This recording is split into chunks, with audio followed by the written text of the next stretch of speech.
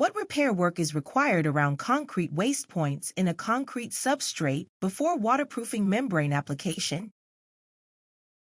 Now, let's examine the necessary preparation requirements for floor penetration, particularly at waste points in waterproofed areas.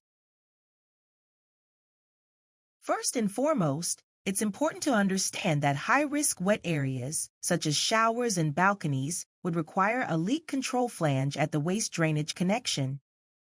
This is referenced in AS 3740-2021, Section 4.31, and often referred to in the industry as a puddle flange. For low-risk wet areas, such as laundries, the standard does not explicitly require a puddle flange. However, if there is a floor waste present, it is advisable to install one to ensure effective waterproofing.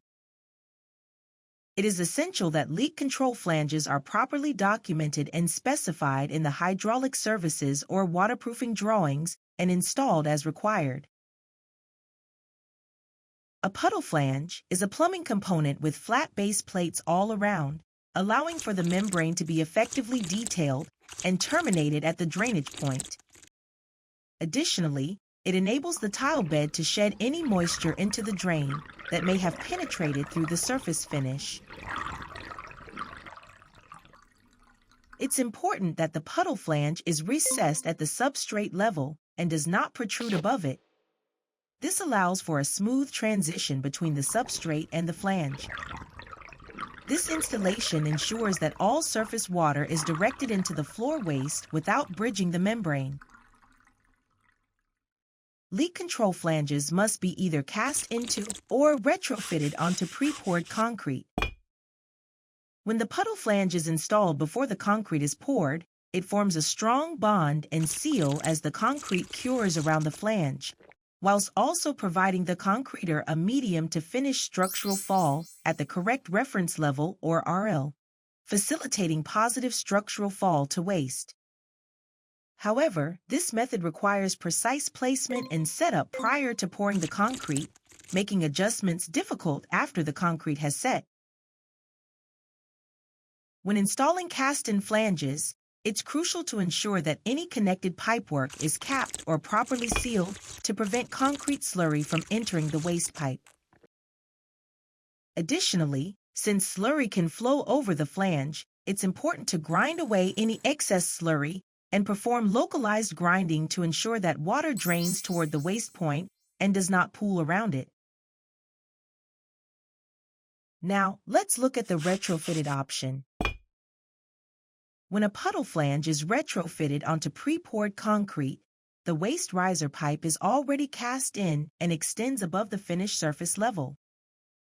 We first need to cut the waste riser and grind down the area around the waste to create a rebate. This allows the flange to sit flush with or slightly below the adjoining slab level. It's also essential to protect the waste pipe from debris by inserting a bung or temporary seal. Here is an example. While retrofitting is not the ideal approach due to rework and potential issues, it is a good practice to use innovative tools available in the market to create accurately sized recess and diameter for the puddle flange. Note that installing a leak control flange without recessing the area around the waste point not only contravenes AS 3740, but also results in water ponding around the flange, since the raised lip would prevent proper water shedding into the waste.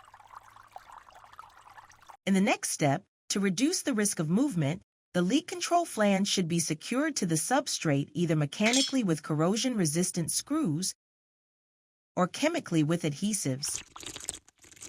Using a compatible structural-grade construction adhesive is generally preferred over metal fixings, as it avoids potential damage to the flange and reduces the risk of corrosion over time. Additionally, sealing the flange to the waste riser will further help minimize any potential movement